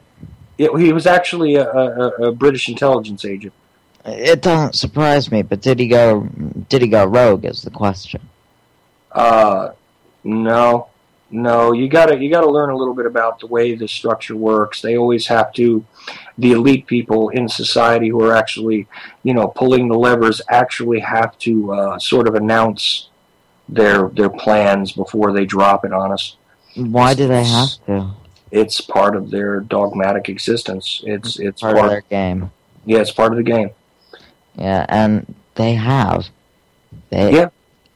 Just look at the card game.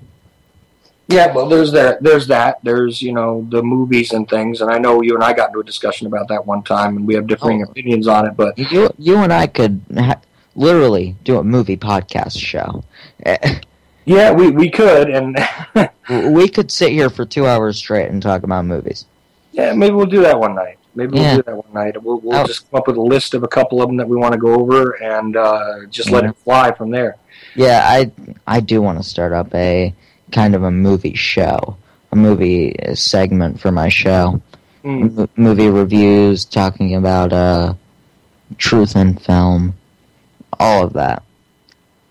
Oh, that would be interesting.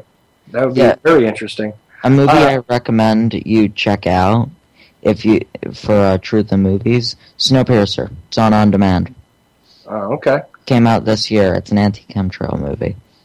Really? It stars Chris Evans, Tilda Swinton, and Jamie Bell. Yeah, so you're more up on this new stuff. I have totally decided to ignore movies at this point, and I told you why, but... Yeah, I mean, I watch a lot of the older stuff, too, but I don't know. I like the newer stuff, too. The newer stuff is pretty cool. And it's a little sad watching movies now, because I just pick apart all the subliminal messages. Well, welcome to the party, Dylan. Yeah. Because this is something I discussed with Jack Blood last month on the show. It's a little depressing. And I said to him it becomes a little depressing, and he kind of turned it around on me and told me that, I really need to get beyond that and start remembering that, entertainment it's okay to be entertained by entertaining things. Oh, yeah. To not let myself become completely bogged down in the analysis of it. I definitely enjoy films, but a couple new examples. I was watching the new Divergent movie. Terrible movie, by the way. Yeah. It was horrible. But they were talking about microchips. They were implanting RFID chips in people. They were dividing people up and killing free thinkers. I mean, a whole bunch of messages in there. Well, yeah, and the RFID chips and all that, I take issue with that because, honestly, you don't need them. I've never... They're not required anymore. Look, with biometric technology, as even what little we know about it out here, among the useless eaters, even what we know about it, to be honest with you, you don't need a chip. You don't need an implant. Trust me, you don't. You don't. But you know what I think? I think they're going to introduce them as the next Google product. The next Google Glass, if you will. Look, everything's a Google product anymore, isn't it? Yeah, just about, actually. Yeah, sure. But, yeah, I mean, Microsoft, for instance, Bill Gates himself, on my top 15 list of the most evil people in the world. But he released a RFID chip that has a bunch of chemicals in it, so that it can help you if you're dying, or it doubles as birth control, but only doctors can have it. So, wow, I didn't even see that. I saw that article a month ago, maybe. Wow. See, I can't keep track of all this stuff, man. It's ridiculous. It's almost laughable. It's way beyond, way past what, the Matrix could have been. We're already in it. It's just, and the funny part is that most of this stuff gets introduced as toys. I mean, the real beta testing for the RFID chips was done on animals and all that, and that was perfectly fine because they're stock and blah, blah, blah, blah, blah, blah. But, and there's a fine line. But it's not a fine line. All it is, when you come up with something like this and it's a new product for one of these uses, nobody ever thinks, well, gee, what would be the other uses for it? Mm-hmm. And, facial recognition, well, that'll help protect us from bad people. Oh, which bad people are we talking about? But that's your problem. You pick your boogeyman. Yeah. And they always got a new slew of them. They always got a new slew of them. They have an endless supply of boogeymen. Yeah, well, and if none exist, they'll make one up. Yep, even if it's not even real. Yeah, sure. Or if it's a composite of a few, realistic characters, and composite characters do work in films because they save a lot of time, and and they create a more potent depth for the character to live and breathe on the screen and all that. But they use the same concepts in real life and news stories, and of course now we're back to discussing the mainstream again. Barry, are you still with us? Nah, he said he'd be back in 5 in the Skype. Oh, okay, I missed that. So we can't get away from this discussion about the mainstream.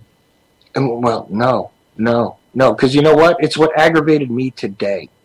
It's what really, really pissed me off. What'll aggravate you Saturday, so I know what to discuss? Oh, well, you know what? Saturday is going to be a whole other weird breakdown, because like I said, I'm going to go down like kind of a dark rabbit hole with Mr. Crumpton. Well, I'll be on your... my show will be before yours, so you won't be down that rabbit hole when we talk. Well, yeah, but I'm telling you, it's gonna get pretty wild. I'll probably drop onto your show just to try and clear my head before I go into the darkness, because that's where I'm going on Saturday night. So, well, it'll be interesting for sure, and yeah. I'm trying to get maybe you, Dennis, James, and maybe I want to get Renegade and Lee, but I don't know what's up with Lee at the moment. Well, I think Lee will be back on tomorrow night, and you might want to check with him and see where he's at. Awesome. That'll be good. Yeah. I was surprised to see Lee dropping out. Yeah, but. Personally, look, I don't even want to discuss what went on there, because that's his story and his business, so I don't want to go into it. Oh, we don't have to. I was just bringing it up in passing. Yeah. So, Barry. Hey, my family dropped in for 10 minutes there, but they've gone now, and I can't have the mic off when they're here because I've got 2 screaming little grandchildren. That wouldn't go good with your show. Yeah, I know. I've got to isolate the baby from my mic as best I can, because otherwise we'd have a whole lot of crying and spitting up noise during my show, and I've always got to do that. Well, I'm kind of at a point now where I don't think I could do the kid thing again. I already did it once in my life, and they come for a few minutes, and that's enough. It's good to know when they come that they're leaving. Oh, absolutely. And listen, this is a guy who I asked to drop in, and fellas, if you give me a minute here, I want to talk to him. You with me there, Tech? Yeah. Oh, man. Listen, I wanted your viewpoint. You know what I'm going to ask you about, don't you? I think it's the Anonymous, if I'm guessing right. Oh, yes, sir. Yes, sir. And here's the thing. All right, because well, first of all, let me just make a quick public statement. You did a little background digging recently, I am told, on myself, not too long ago, apparently. Did you get the information you wanted? Well, for what you want, okay. On the person that you were asking about before. Yeah. Now, whose background noise is that? Suck. Barry. That's Barry Prince, who's on with us also. Oh, okay. But, it's okay. Don't worry about it, man. I was just messing with you. So what I really want to talk to you about, though, is the Anonymous deal. Because now we have the mainstream reporting on, well, Anonymous is making threats, and of course, any of us who pays attention now, to some of the deeper rabbit holes, let's just say, are well aware that, we are legion we do not forgive, we do not forget, and all of that. Now, what do you think is the deal here with this situation in Ferguson and Anonymous getting involved? I mean, are they serious? I mean, it's being reported now that they gave out the wrong name. What do you think that means, or is this just like a show of force? When it comes to Anonymous, sometimes they do make mistakes, and they always try to correct themselves. It's not, every Anon's not always the same on everything, information, but for whoever the pack that's running this op, I'd probably say they probably botched up a little on the information, but they probably tried to correct it. It's like the saying goes, I'll be back. Some of them use information as like publicly as possible, to where they put tools out there for a lot of the Anonymous that they just traded with each other that's public enough, but yeah, it's a little bit more hidden from regular public on some things, like CCTVs, for example. Well, right. So they turn around and they'll, like, say, drop the phone numbers and the access codes and the emails and stuff like that, and trade them amongst themselves in order to create, an aggregate effect among people that are involved in this kind of stuff. And but does it seem like it's something that is going to? It's something that's been boiling up for quite a while with there, and the news media loves using Anonymous as a scapegoat with anything. It's about the same as WikiLeaks in some cases. Yeah, well, and I know you always have something interesting to say about this kind of stuff as well. I mean, I'm sorry about my questions, but I was really kind of surprised that there was the mass statement there from them on this particular event. There have been other events where I thought they would have been more likely to be involved. You know what I mean? Yeah, with Anonymous, there's each area that tries to do various things what they can with Anonymous. A certain opposite they try to do with what they can. Mm-hmm. It depends on who's running the op and what sources are causing and doing stuff. There's like some Anonymous don't really hack at all, but it's like certain ones actually do hack, pass around the information to her. Yeah, well, I've always said this, is that there are members that are interacting with Anonymous who are not even necessarily computer savvy. They're just utilizing the information, passing it along, and using other techniques, let's just say, to flood the information stream out there with certain elements. This is what goes on, and it's not all just a bunch of hackers. You're dealing with a much larger, sort of loosely knit group than you might be aware. Yeah. They're loosening it, but tighten it in its own fact. It's like, I'm trying to think of the certain material that stretches, but yet keeps its shape very well. It maintains its integrity while it's still breathing, is what it is, and it does inhale and exhale. So that's really what we're looking at here. And Yeah, with the... Like, here's like how some annoyances are bugging certain Anonymous. Like this clown sect, where they're little annoying little piss ants, like causing misinformation and disruption on certain things. They're like Wallsack for a while, to where they're their current annoyance, but yet Wallsack kind of a traitor on some things. Yeah. There's certain things with the Anonymous group that I do know of, but then there's... Anonymous wasn't originally that form, but sometimes it has developments in the past now, from how everything went with the 4chan. There was more things to that than even some of the newer Anons or older know. Oh, well, even in the days when the ARPANET was still up and running and in existence, you were talking about a group that called themselves the Rebellion. and stuff like that. That doesn't exist at all anymore.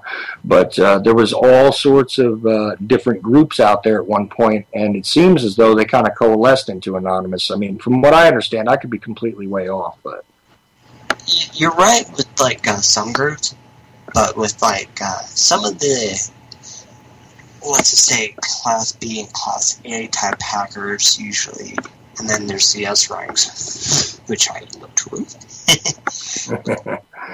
Yeah, well, I hear you, man. Listen, I appreciate your insights on this because, well, anybody who listens to our network knows that that you would have some good insights as to what's going on with guys like this. Let's just say, so. Yeah. Each sect of Anonymous has their own areas they try to deal with. Right now with Australia, I've probably mentioned this before. They're trying to deal with the banking corruption out there and all that. There's a lot. It's like, think of Australia putting gag orders on other countries. If anything is ordered, it's like getting a little out of hand. Yeah. Yeah, no, slapping that on Taiwan. Well, I don't know what to say to that, but man, you know, but it does, again, it leads more to this noise, and it is fascinating, again, to watch the mainstream even scapegoating Anonymous at this point, because normally there wasn't huge mentions of them except to say that they were a threat, that they were essentially, you know, domestic terrorists in one form or another, and that they were, you know, the new danger in the new cyber age, blah, blah, blah, blah, blah.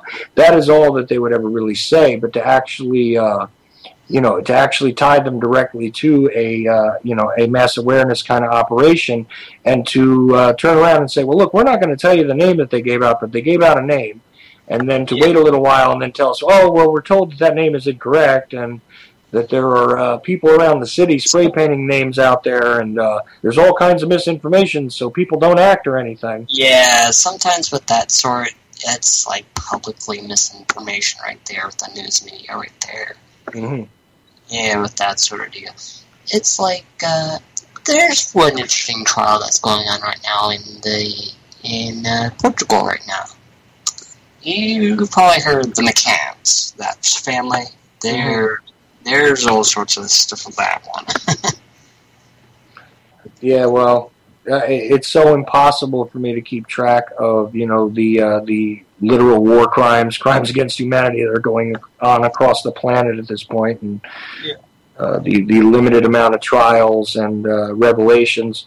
It's hard, really, to begin to extract the really, you know, serious points about a lot of this stuff internationally now, because there's an overload of information, first of all, and, you know, besides that, why don't we focus on, you know, some athlete's wife or something anyway, because that's a whole lot more entertaining, right? Yeah, it's like how the cancer. Distraction. No, it's okay, Barry. You had something to add in? Yeah, distraction after distraction, and they're masters at it, guys. Yeah, over and over again. Yeah, this is absolutely the point, is that in a lot of cases it's the weapons of mass distraction that we're dealing with. And sadly, like I said before, though, I don't know, it got under my skin to sit there and watch them kind of, after trying to marginalize for so long these kind of concepts, to actually get on board all of a sudden and act as though they understood this for years and years, when, you know, they were calling us crazy not long ago for making these kinds of statements, especially about the militarization of the police. You know, that kills me. I don't know what to say. Yeah. Hey, Chuck, there's one thing I want to bring up as well that kind of recently happened. Mm-hmm. Let's say the DOJ had some fun with some Pulitzer Prize winners. What do you think happens when you pick on one group and they'll let out some actual information sometimes? That's how the news media organizations like to slap back certain crews. It's like, we'll put you back lightly, but it's like, it's like a kid getting hissy fit. every once in a while you got to check another guy on the ice. I get it. This is what it is. It's not like we're stopping the game, but we're going to check you. Yeah, I know. That's exactly what happened with Petraeus when they got rid of him. That whole nonsense. That was just checking that particular faction. They just reallocate him. That's all I'll say with that little bastard. Yeah, well, I mean, look, we could devote 2 hours to Petraeus if we wanted to, but I don't know if I can stomach it, man. 8 or 10 minutes. Yeah, that's the problem. But I mean, that whole ruse that went on, removing him for those emails and all this other nonsense, that was just one element checking another element's, checking another element's head at the door. That's all it was. Yeah, just can't. Well, I was relating with the McCanns and all. Let's say they're your version of a Billy Boy, okay? Oh, okay. Yeah, that's what I was kind of leaning to right there with that one. Oh, because of my thing about Clinton I was talking about earlier. I heard a little bit of it, but I'm just getting out, so... Well, again, I'll say this as if I'm at an AA meeting and I'm standing up and saying, "Hi, my name is Chuck and I'm an alcoholic." Yeah, I actually voted for Bill Clinton at one point in my life, so... Yeah.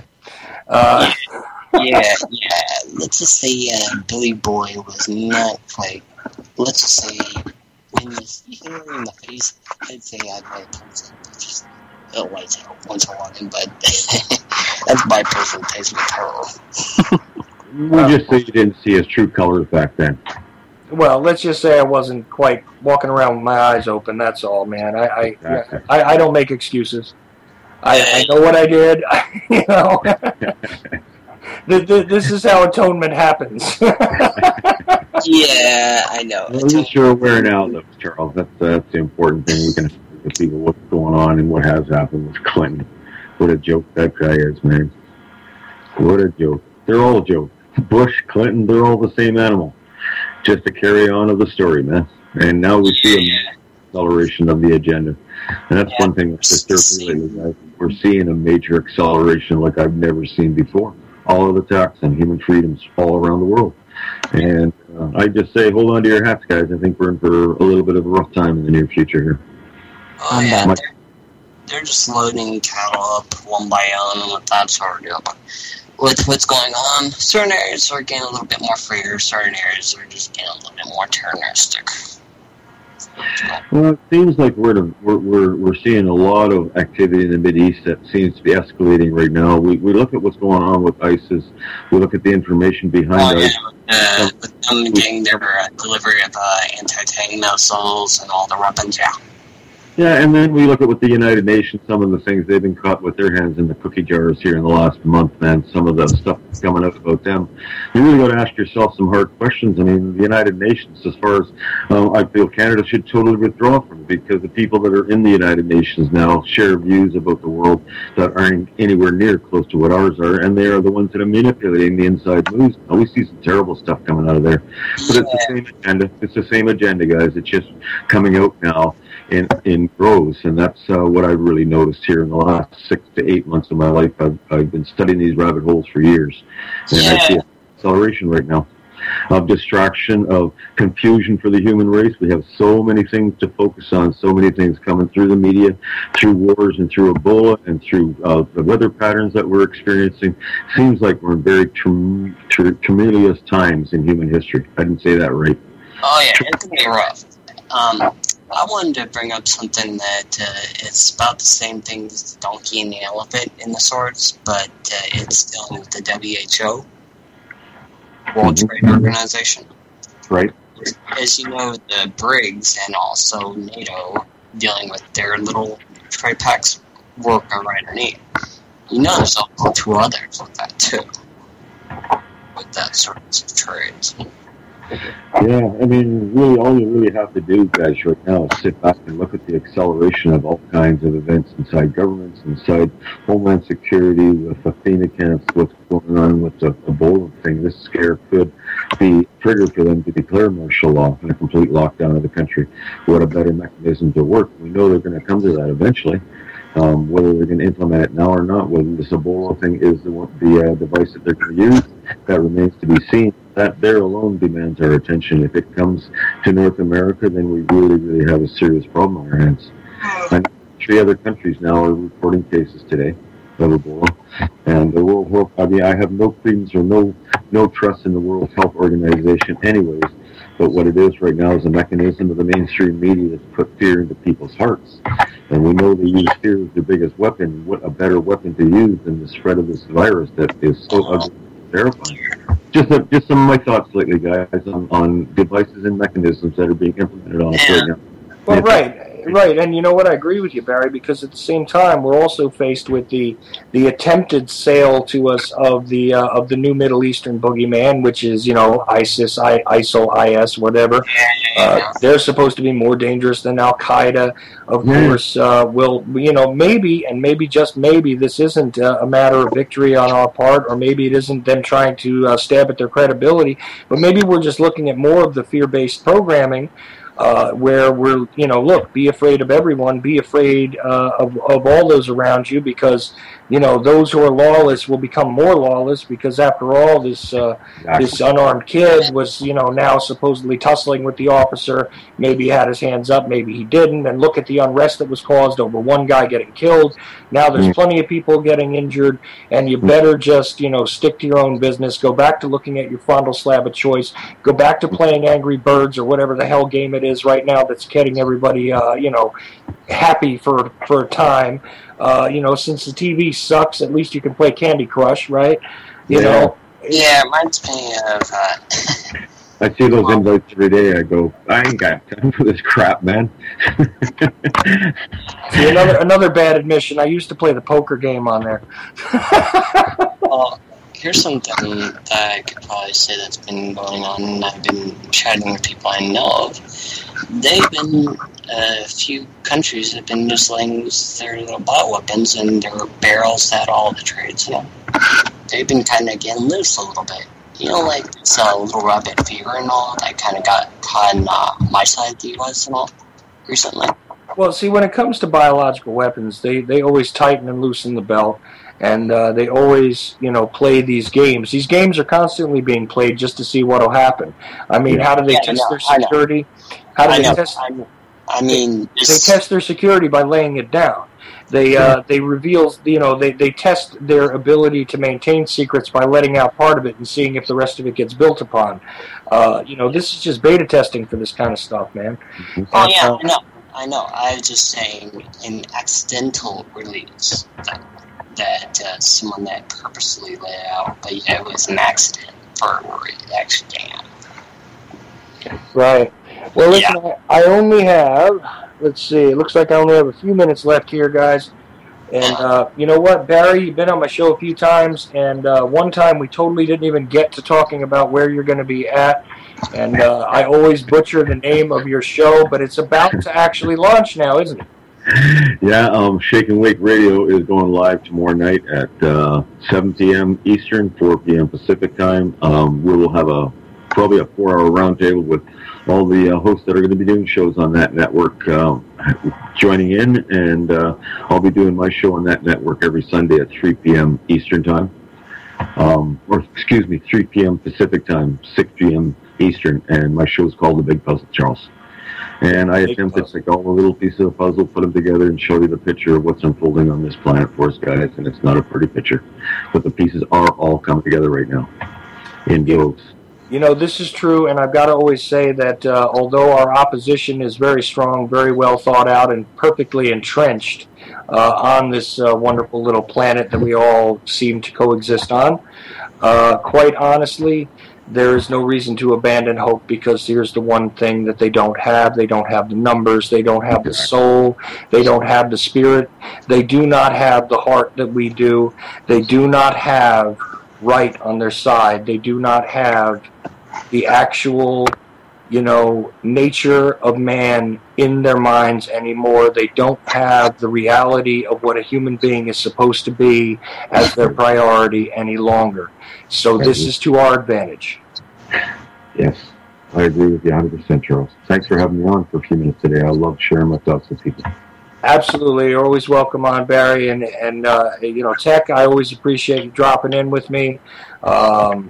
You know, one of these days we're going to have to figure out a way to get you to do like a regular segment somewhere and deliver some of the gems you got, man, because I know we could figure out a way to do that constantly with you. So, Yeah. Guys, stay tuned for Vince's show next on UCY.tv. I'll be on there too.